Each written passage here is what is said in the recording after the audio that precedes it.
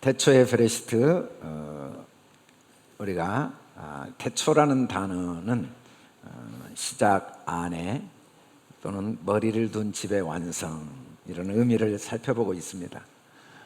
오늘은 5번째 글자 요드, 이건 팔 모양입니다.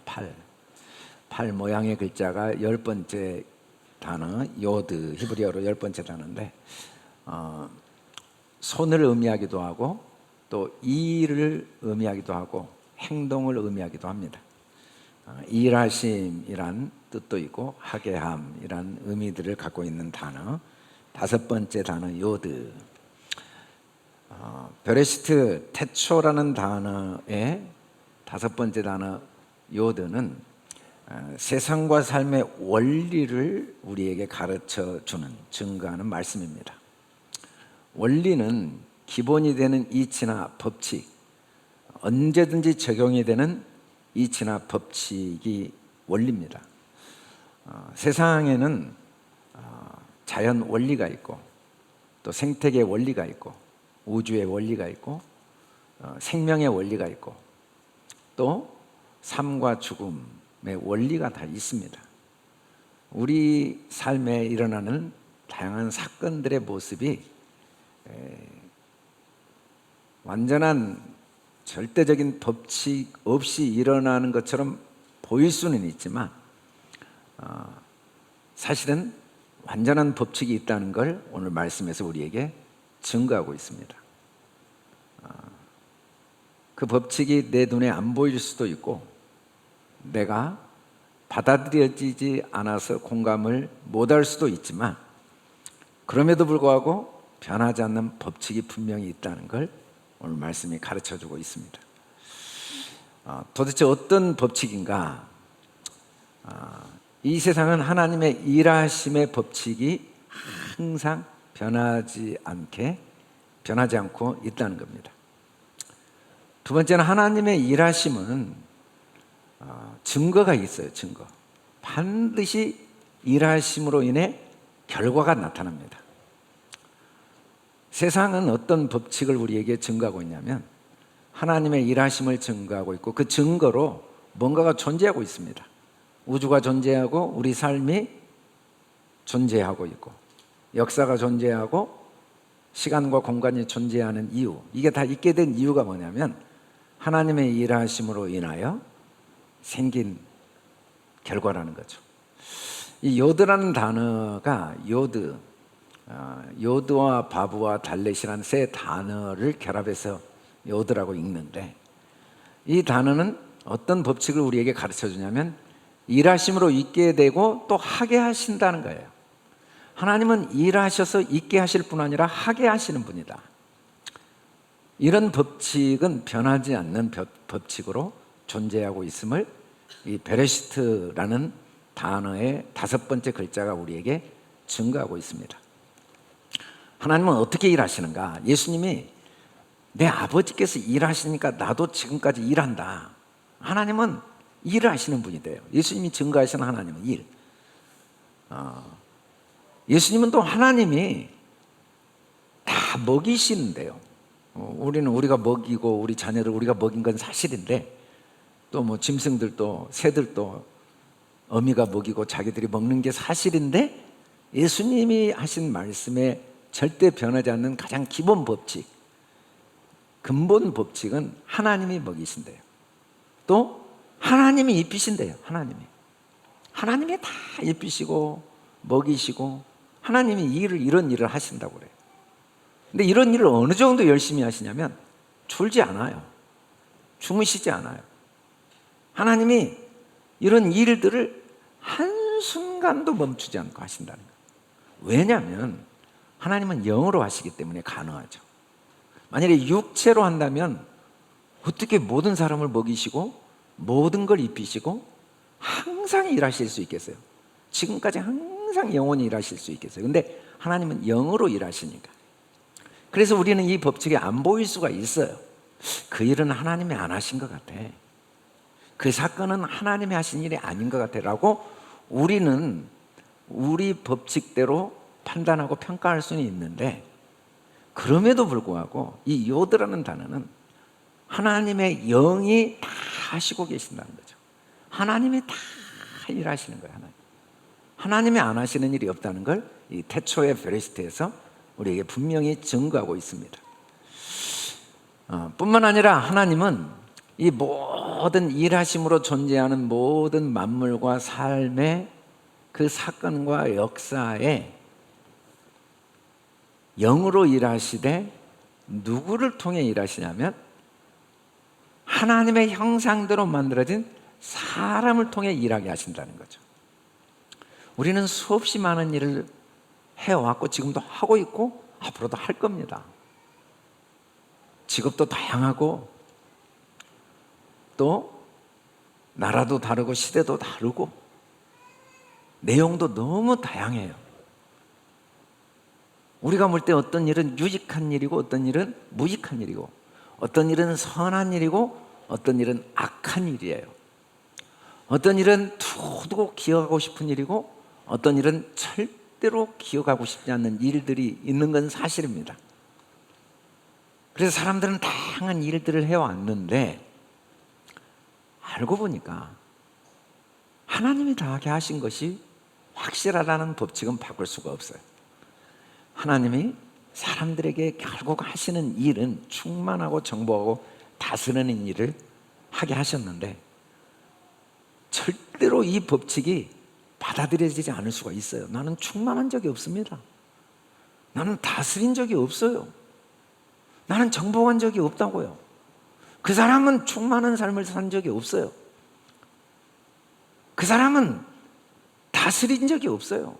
다 무너뜨리고 망가뜨리고 다 파괴하고 아주 비참한 무익한 무의미한 삶을 살았습니다 라고 우리는 판단하고 평가하고 확신할 수는 있지만 그럼에도 불구하고 그 일이 그 사람이 한 건 아니라는 게 변할 수 없는 법칙입니다. 하나님이 하게 하셨다는 것만은 변할 수 없는 법칙이에요. 우리는 많은 일을 해왔는데 왜 하는지 모르고 하고 해왔습니다. 지금도 하고 있어요. 돈도 벌려고 하고 때로는 뭐 사랑도 하려고 하고 때로는 그 사람과 한번 시시비비를 가려서 잘잘못을 따져보고 싶기도 하고 또 내가 마음의 이 아픔과 상처를 다 그 사람에게 다 갚아줘서 나보다 더 아프게 해보고 싶기도 하고 어찌됐든 여러분들이나 저나 수없이 많은 일을 했을 뿐 아니라 지금도 하고 있는데 중요한 건 왜 하는지는 절대로 모르는 거예요. 왜 내가 그렇게 하는지는 몰라요. 왜 내가 그런 생각을 하고 있고 왜 나는 돈을 벌려고 하지? 왜 나는 좀 더 좋은 집을 얻으려고 하지? 나는 왜 좀 더 많은 사람들과 더 좋은 관계를 맺고자 하지? 왜 나는 더 많은 사람들에게 도움을 주고 싶은 마음이 갖고 있지?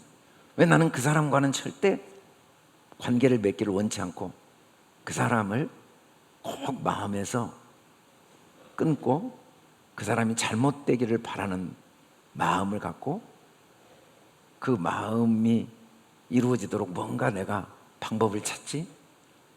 그렇게 하고는 있지만 왜 그러는지는 몰라요. 왜 그러는지는 모르고 하고 있습니다. 그러나 어찌됐든 변할 수 없는 법칙은 하나님이 하게 하셨다는 사실은 변할 수 없어요. 그게 요드입니다. 아니 목사님 그게 말이 됩니까? 하나님이란 분이 어떻게 그런 일을 하게 하십니까? 어떻게 유대인을 600만 명이나 죽이는 일을 하게 하십니까? 그 말이 됩니까? 말은 안 되지만 그래도 법칙이 바뀔 수는 없어요. 하나님이 하게 하셨다는 사실을 바꿀 방법은 없습니다. 그건 법칙이에요. 변하지 않는 원리예요. 하나님은 내가 붙드는 나의 종이라고 합니다. 왜냐하면 우리는 내가 한 적이 없고 다 하나님이 하게 하신 일을 했으니까. 저는 하나님의 종이 아니고 마귀의 종인데요. 그래도 하나님의 종이에요. 마귀도 하나님의 주권 속에 있지. 마귀가 뭐 지가 존재했습니까? 지가 뭘 해요? 하나님이 다 하게 하시니까 하죠. 하나님은 우리를 뭘로 보냐면 내가 붙드는 나의 종으로 보세요. 우리는 다 하나님이 하게 하신 일을 했어요. 절대 그게 안 받아들여져도 변할 수 없는 법칙이에요. 또 내 마음에 기뻐하는 자, 나도 나를 기뻐하지 않는데 하나님이 나를 기뻐하신다고? 나도 내 마음이 기쁘지 않아요, 나에 대해서 라고 생각할 수 있고, 더군다나 하나님이 나를 기뻐하실 리는 없고 그 사람을 기뻐하실 리는 없다는 게 나의 확신이어도 변하지 않는 법칙은 하나님은 우리를 기뻐하십니다. 하나님이 기쁘시다는데 뭐 할 말이 있어요? 그건 변하지 않아요. 이게 하나의 그 변할 수 없는 원칙, 원리죠. 내가 택한 사람, 하나님이 다 택하셨어요. 내가 이 땅에 태어난 게 아니고 내가 하나님을 택한 게 아니고 하나님이 나를 택했어요. 만일에 내가 하나님을 택했다면 내가 하나님을 버릴 수도 있겠죠. 그러나 하나님이 나를 택하셨기 때문에 내가 하나님을 버린다고 하나님이 버려지지 않아요.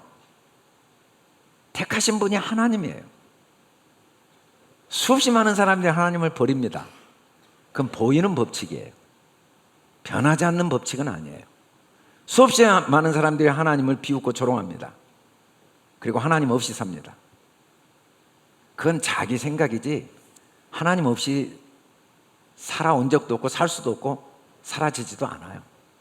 하나님 다 붙들고 계시고 하나님이 택하셨고 나의 영을 그에게 주었은즉, 이건 변할 수 없는 법칙이죠. 하나님의 영이 나는 없는데요? 그건 내 생각이라니까요. 변하지 않는 법칙은 하나님은 어떤 일을 하셨냐면 우리에게 자기 자신을 주셨어요. 그래서 우리는 하나님의 아들이고 하나님의 형상을 가지고 있죠. 하나님의 형상대로. 그래서 이방에 정의를 베풉니다. 성경은 이 땅을 이방으로 봐요. 이 땅은 정의를 하나님이 베푸는 현장이에요. 하나님의 뜻을 이루는 현장이에요. 완벽하게 하나님의 나라와 뜻이 이루어지고 있는 현장이에요. 뜻이 하늘에서 이루어진 것처럼 이 이방 땅에서 하나님의 뜻이 이루어졌어요. 이건 변하지 않는 법칙입니다. 여러분의 삶은 하나님의 뜻이 이루어져 온 삶이에요. 그리고 앞으로도 하나님의 뜻만 이루어질 거예요. 여러분, 하나님이란 분이 뜻을 가졌는데 나에 의해서 하나님의 뜻이 안 이루어질 수 있는 하나님을 우리는 믿을 수는 있지만 그런 하나님은 존재할 수 없어요. 어떻게 하나님이란 분이 자기가 만든 피조물에 의해서 자기 뜻이 이루어질 수도 있고 이루어지지 않을 가능성도 있는 하나님이란 분이 우리의 수준에서는 수없이 존재해도 실제 하나님은 그럴 수가 없는 분입니다. 그래서 이 법칙은 변하지 않아요. 하나님이 이 법칙이 우리에게도 경험되어지게 하시죠. 하나님이 하시는 일의 내용이 우리에게도 경험되어지게 하시는데 어떻게 경험되어지게 하시냐면 우리에게 말을 가르쳐요. 그리고 믿음을 가르쳐요. 말과 믿음을 배우면서 우리도 하나님이 하시는 일을 경험하게 하시죠.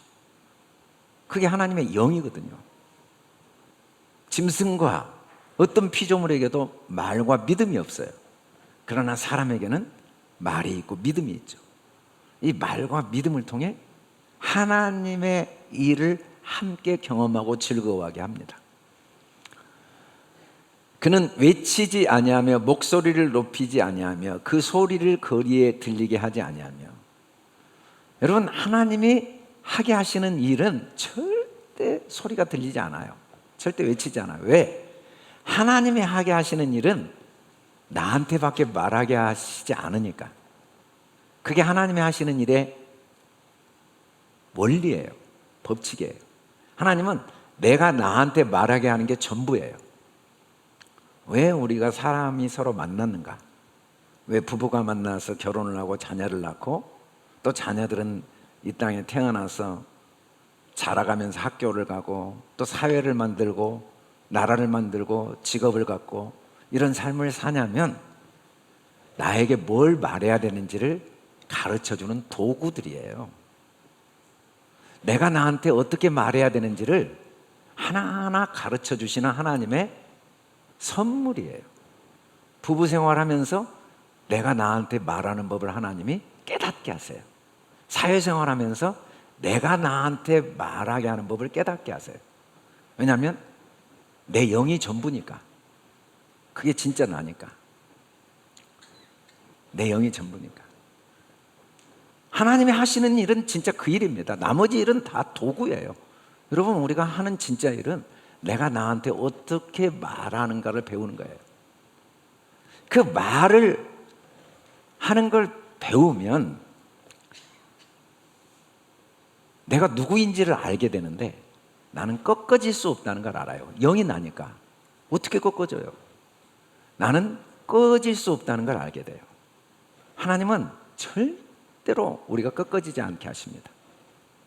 꺼지지 않게 하세요. 반드시 정의, 하나님의 뜻이 이루어지게 하십니다. 여러분, 우리 영이 꺾어질 가능성이 있어요. 우리가 아버지의 영인데 절대로 못 꺾어져요. 절대로 꺼지지 않아요. 하나님의 뜻이 안 이루어질 방법이 없어요. 하나님께서 그 하나님의 하시는 일이 내게도 경험되어질 때 함께 기뻐하시거든요. 부모가 자녀를 양육하면서 자녀가 성장하면 얼마나 기쁜지 몰라요. 그러니까 하나하나 말을 배우고 지난주 토요일에 우리 최성호 목사님이 쌍둥이 키우는 간증을 하시는데 아주 고생이 너무 많으시더만 그 기쁨이 얼마나 큰지 그 고생과 함께 그 하나하나 말을 배워가는 아이들, 그래서 너무 행복하다고. 하나님도 마찬가지입니다. 고생 많으세요. 우리 키우는데, 우리 생각을 키우는 일에 고생을 너무 많이 하시지만 너무 기뻐하시는 거예요. 하나하나 그걸 생각하는 법을 배워갈 때, 아, 나는 꺾어질 수 없구나. 나는 꺼질 수가 없구나. 내 삶에 하나님의 뜻이 이루어지지 않은 적이 없구나. 나는 쇠할 수가 없구나. 내 인생에 실패가 있을 수가 없어서 나라는 사람이 낙담이 불가능하구나. 내 삶의 전체가 하나님의 뜻이 이루어지는 과정이었구나 라는 걸 하나하나 깨달아가는 모습을 볼 때 하나님이 얼마나 기뻐하시는지 몰라요. 그 일을 하나님 혼자 다 하시면서 또 우리도 우리에게, 나에게 그 일을 하게 하신 그 하나님의 법칙은 바뀌지 않습니다. 세상은 변하죠. 시간은 바뀌고 모습은 다양해도 이 법칙은 변하잖아요. 그래서 하나님은 하나님이 일하시고 하나님이 있게 하시고 하나님이 하게 하시니까 아무것도 요구하지 않아요. 우리는 내 삶의 평안과 행복과 기쁨을 누리기 위해서는 뭔가가 필요하다는 확신이 있고, 그리고 그 요구 조건이 충족되어져야 비로소 나는 행복을 경험하고 더 자유롭고 더 의미 있는 삶을 살 수 있다는 착각은 할 수 있습니다. 심지어 하나님이란 분이 자기 목숨까지 줄 정도로 우리를 사랑하셨다고 말은 하지만 그분의 은혜를 얻기 위해서도 그분의 요구가 꼭 충족되어야 된다는 착각은 할 수가 있어요. 그래서 하나님은 우리에게 너무 많은 걸 요구하시기 때문에 그 하나님의 은혜가 너무 크고 한없지만 그 대신 요구 조건이 충족 안 되면 은혜를 받을 수가 없을 뿐 아니라, 혹시 내가 잘못해서 죄를 지어도 아무리 하나님의 은혜를 많이 주시고 사랑이 많으신 분일지라도 그분의 요구, 회개라는 요구가 충족 안 되면 은혜를 받을 수 없다는 착각은 할 수가 있어요.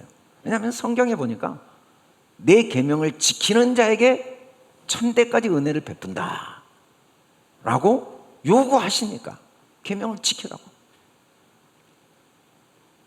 그런데 변하지 않는 법칙은 하나님이 일하시는 분이거든요. 하나님이 있게 하셨어요. 하나님이 하게 하신 분인데 뭘 요구하죠? 하나님이 명령하신 게 나에 의해서 안 이루어질 가능성이 있으면 그게 하나님입니까? 하나님이 요구할 게 있어야죠. 자기가 일하시고 자기가 있게 하시고 자기가 하게 하시는데 누구한테 뭘 요구하는? 그래도 우리는 분명한 경험을 하죠. 하나님의 요구가 내 삶을 자유롭게 하고 부유하게 하고 행복하게 하고 의미 있게 하고 가치 있게 한다는 확신. 왜냐하면 성경에도 수없이 요구하시니까. 그러나 하나님은 분명히 말씀합니다. 주께서 내 귀를 통해 내게 들려주시기를 제사와 예물을 기뻐하지 아니하며 번제와 속죄제를 요구하지 아니하신다 하신지라. 여러분, 성경의 어느 글자도 하나님은 요구라는 게 있을 수 없어요. 물론 우리가 번역을 요구한다고 수없이 할 수는 있죠. 부모가 자녀에게 요구한 것처럼 수없이 자녀가 들을 수는 있어도 부모는 자녀에게 요구한 게 없습니다. 원함밖에 없어요. 자녀의 행복을 바라는 것 외에는 없어요. 그건 요구가 아니에요. 자녀를 어떻게 낳고 길렀는지 자기가 부모가 돼보면 알아요. 하나님이 다 하셨어요. 자기가 태어난 게 아니에요. 자기가 어른 된 게 아니에요. 그렇게 키워놓은 자녀한테 부모가 요구한다고요? 뭐가 부족해서? 사람은 요구할 수 있습니다. 사람 부모는. 하나님은 요구가 없어요. 여호와께서 그의 언약을 너희에게 반포하시고 너희에게 지키라 명령하시니 곧 십계명 반드시 지켜지게 하시겠다는 언약을 반포하고 지키라 하시고 명령하신 하나님의 명령이 안 이루어질 가능성이 있다고요? 우리 때문에? 누군가는 십계명이 안 지켜질 가능성이 있다면 그게 하나님이냐고요? 그건 불가능합니다. 언약이에요. 다른 신을 섬기지 않고 우상 섬기지 않고 하나님 이름 절대 망령되게 일컬지 않고 안식일을 꼭 지키고 부모를 거역하지 않고 살인하지 않고 간음하지 않고 도둑질하지 않고 거짓말하지 않고 절대 탐내지 않는 수준을 반드시 만들어내시는 하나님의 언약을 선포한 거예요. 우리는 그 언약의 성취 과정을 경험해 온 거예요. 모양은 다양하지만 하나님의 은사와 부르심에는 절대 후회하심이 없습니다. 은사와 부르심은 똑같은 말인데 부르심이라는 건 뭐냐면 하나님은 매순간 우리를 하나님 나라에 부르세요. 모든 삶은 천국을 경험하기 위한 도구로 이 땅에 모든 삶을 주셨어요. 은사는 뭐냐면 하나님의 값없는 선물인데 이 세상은 보이지 않는 하나님 나라를 경험하는 도구이기 때문에 은사 아닌 게 하나도 없어요. 하나님의 부르심에 후회가 있겠어요? 내가 살아온 삶의 모든 과정은 이 세상은 하나님의 변하지 않는 원리를 증거하고 있습니다. 이 증인들이에요. 세상은 증거. 이 세상은 어둠이거든요. 어둠은 빛을 증거해주는 도구예요.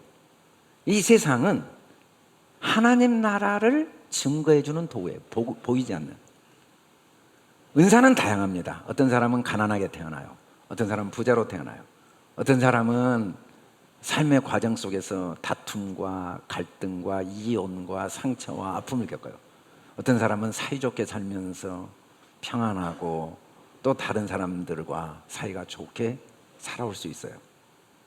그러나 그게 다 은사라는 법칙은 바뀔 수 없습니다.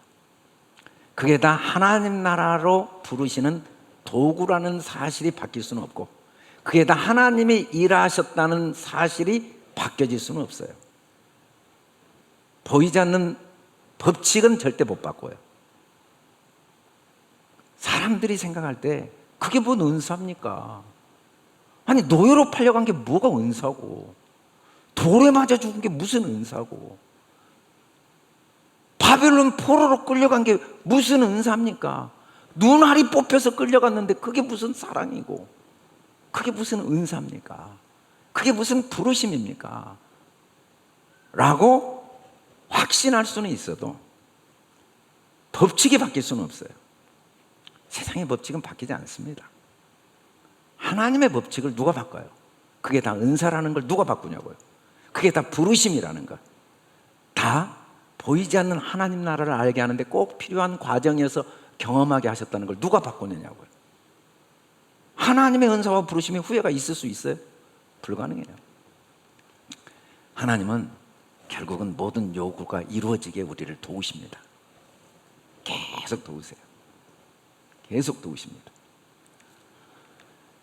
하늘을 창조하시고 펴시고 땅과 그 소산을 내시며 땅 위의 백성에게 호흡을 주시며 땅에 행하는 자에게 영을 주시는 하나님 여호와께서 뭐라고 말씀하셨는가? 나 여호와가 의로 너를 불렀다. 부르심이 뭐냐면 의로, 다 하나님 나라를 경험하려고 너를 불렀어요. 우리의 삶은 하나님의 부르심으로 지금까지 살아왔고 지금도 살고 앞으로도 합니다. 의로 부른 겁니다. 다 그 보이지 않는 하나님 나라가 뭔가를 깨닫고 경험하고 함께 누리도록 하기 위해서. 내가 내 손을 잡아 너를 보호하며, 그 사람 사업에 망해서 자살했어요. 그 사람 너무너무 억울한 사고로 비참하게 죽었어요. 그러나 변하지 않는 법칙은 그 사람을 하나님이 붙들고 계셨다는 건 변할 수 없어요. 하나님이 보호하고 계셨다는 건 변할 수 없어요. 왜? 그건 겉옷이 죽은 거예요. 하나님은 우리 영을 만드신 거지 이 육체가 내가 아니에요. 내 사업이 내가 아니라고요. 내가 지나온 시간들이 내가 아니에요. 내가 경험한 사건이 내가 아니고 내 영이 나예요. 나를 한 번도 나와 떨어진 적이 없고 나와 함께 나를 보호하고 계셨어요. 너를 세워 백성의 언약과 이방의 빛이 되게 하리니, 계속 깨닫게 하십니다. 빛은 깨닫는 거예요. 하나님의 사랑이 이렇게 크구나, 하나님의 지혜가 이렇게 높구나, 하나님의 은혜가 이렇게 풍성하구나, 삶의 모든 색깔들이 이렇게 아름답구나, 삶의 모든 때가 이렇게 아름답구나라는 걸 하나하나 깨달아가는 게 빛이 되어지는 겁니다. 여러분, 이 세상에 사막은 하나도 없어요. 사실 사막이 참 좋아요. 어제 우리 학생들이 말라유의 윌리엄 캄캄과라는 그 학생 간증 영화를 봤는데 가뭄으로 다 굶어 죽거든요. 근데 이 어린 학생이 학교 책에서 바람으로 전기를 만드는 걸 보고 전기를 만들어서 물을 끓여가지고 그 전체를 옥토로 만들면서 그 지역이 아주 부유한 지역이 되고, 그게 소문이 나서 미국에 장학생으로 가서 박사학위까지 받아가지고 이제 지도자가 된 내용을 영화로 보여주는데, 사막이 물이 들어가니까 2모작 3모작을 하면서 가장 좋은 땅이 돼요. 여러분, 세상의 사막은요 없어요. 내 생각의 사막만 있어요.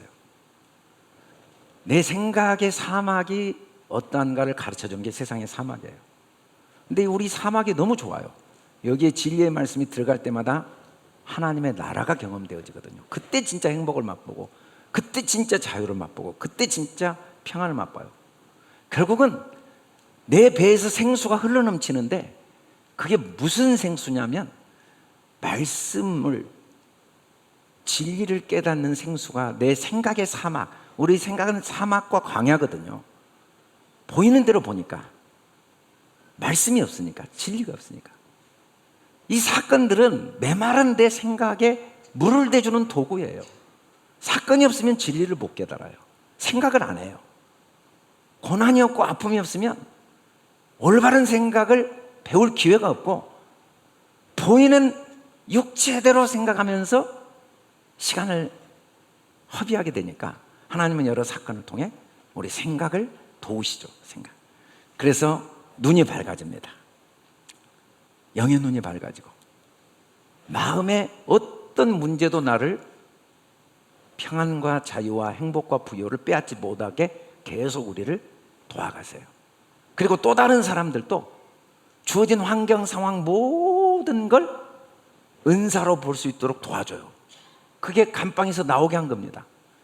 과거의 모든 사건을 은사로 볼 수 있게 도와주는 거죠. 마음의 생각이 어떠하면 그 위인도 그러하죠. 사람들은 너무너무 오해와 착각을 많이 하고 평생 사는 경우가 많아요. 내가 어떤 일을 하면 행복해지리라, 어떤 상황이 되면 행복해지리라. 그래서 결과가 나를 만든다는 착각을 합니다. 그걸 우리가 철학적으로 행위가 존재를 만든다는 착각을 해요. 모두가 그 오해와 착각 속에 일생을 고통스럽게 살아요. 근데 아무리 결과를 만들어도 솔로몬의 고백이 딱 나와요. 헛되고 헛되니 모든 게 다. 아니, 돈을 벌어봐도 분명히 행복한 사람이 될 줄 알았는데 그 행복이 잠깐이네. 출세를 해봐도, 건강해봐도, 병이 나와봐도, 장수해봐도, 뭐 자녀들이 다 잘 돼봐도, 부부가 아주 행복하게 살아봐도 신기한 건 그게 잠깐이고 여전히 내 안에 공허와 허무와 염려와 또 다른 불평과 걱정과, 얼마나 사람들이 착각하냐면 돈 없는 사람은 돈 있으면 행복할 줄 알고요, 병든 사람은 건강한 사람은 행복할 줄 알고요, 부부싸움 한 사람은요 부부만 사이좋으면 행복할 줄 알고요, 자녀들이 가출하고 문제 있으면 자녀만 말 잘 되면 행복할 줄 아는데 가서 만나보세요. 단 한 사람도 진짜 행복이 있는지. 한 명도 없어요. 솔로몬도 행복하지 않아요. 행복은요 생각이 바뀌어야 돼요. 생각. 어떻게? 나라는 존재 자체가 행복자라는 사실이 내 생각이 된 만큼만 행복해요. 우리는 하나님의 뭘 요구해서 하는 게 아니에요. 우리는 내가 어떤 사람이 되기 위해서 뭘 하는 게 아니에요. 우리는 내가 하나님의 형상이기 때문에 행복자니까 우리는 열심히 기도하고 열심히 찬양하고 열심히 전도하고, 또 하나님이 나의 아버지고 내가 모든 걸 가지니까 헌금도 하고 구제도 하고, 또 하나님이 나를 그렇게 사랑하신 행복자니까 또 다른 사람을 용서해주고 축복해주고 격려해주고 하는 거지, 격려를 해줘야 나도 격려를 받으니까 하는 게 아니에요. 남을 축복해줘야 내가 축복을 받으니까 하는 게 아니라니까요. 하나님은 그런 걸 요구하시지 않아요. 너 뭐 해야 못 된다? 너 뭐 하면은 행복, 너 이거 하면. 우리는 매 순간 이미 다 이루어진 일을 하고 있습니다. 완벽하게 이루어졌어요. 뭐가? 하나님 나라가. 어느 것 하나도 은사 아닌 게 없고, 어느 것 하나도 부르심 아닌 게 없고, 어느 것 하나도 하나님 나라 아닌 게 없어요. 이미 다 이루어져 있어요. 완벽한 하나님 나라. 그건 변할 수 없는 법칙이에요. 왜냐하면 하나님이 일하시고 하나님이 있게 하시고 하나님이 하게 하신 일이어서, 어떻게 하나님이 하신 일이 하나님의 나라가 아닐 방법이 있겠어요? 그건 불가능합니다. 그래서 우리는 매일 새 일을 배우는 거예요. 하루도 안 빼고 새 일을 합니다.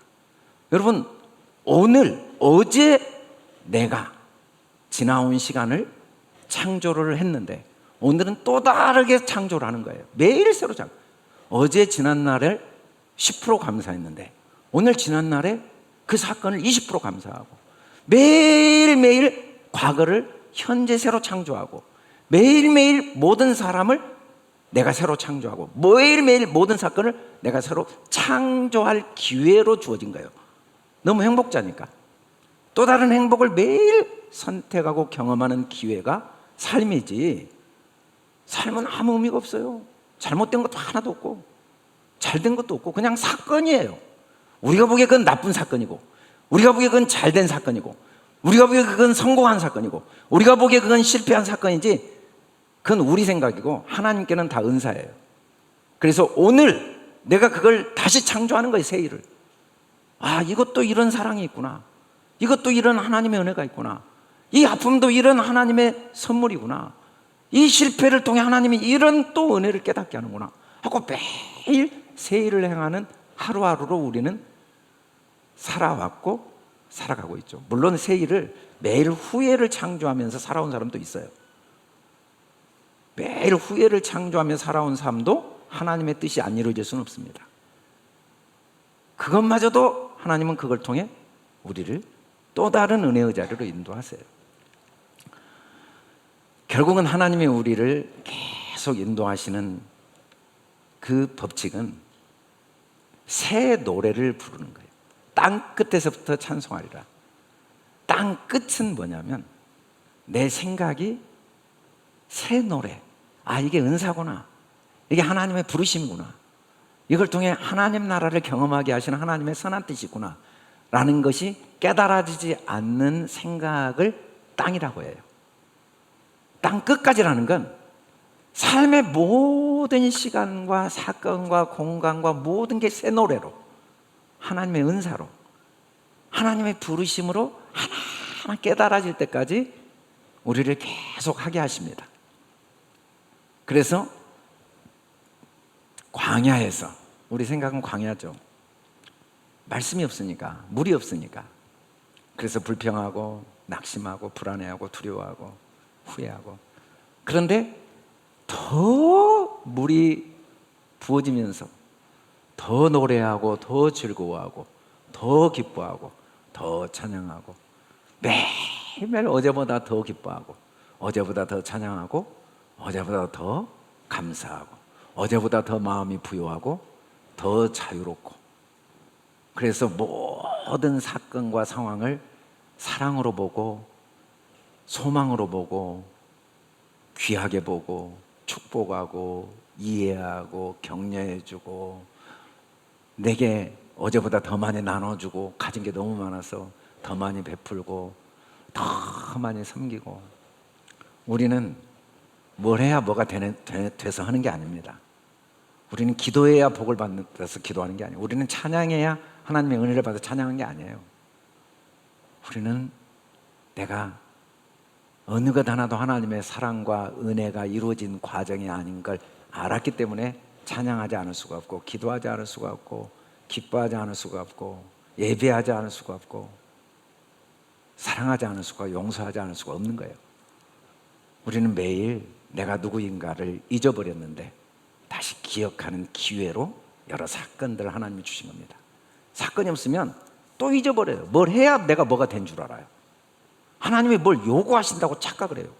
아니, 하나님이 혼자 일하시는 게 하나님의 원칙인데 뭘 요구하시냐고.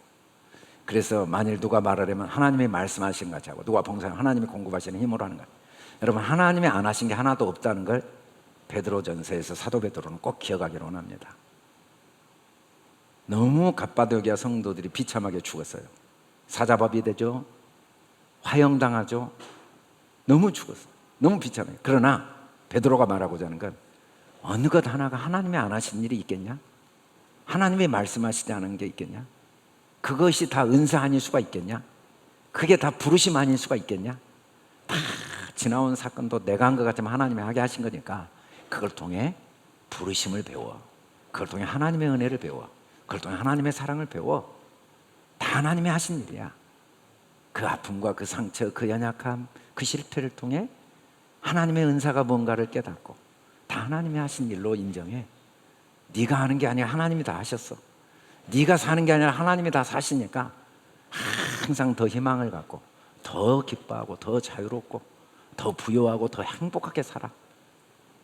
그래서 항상 무궁무궁한 영광과 기쁨을 더 많이 누리고 더 많이 소망하고 더 많이 자유하고 더 많이 평안하고 더 많이 기뻐하고 더 많이 노래하는 저와 여러분이 되도록 하나님은 실패하지 않고 인도해 오셨다는 법칙은 변하지 않습니다.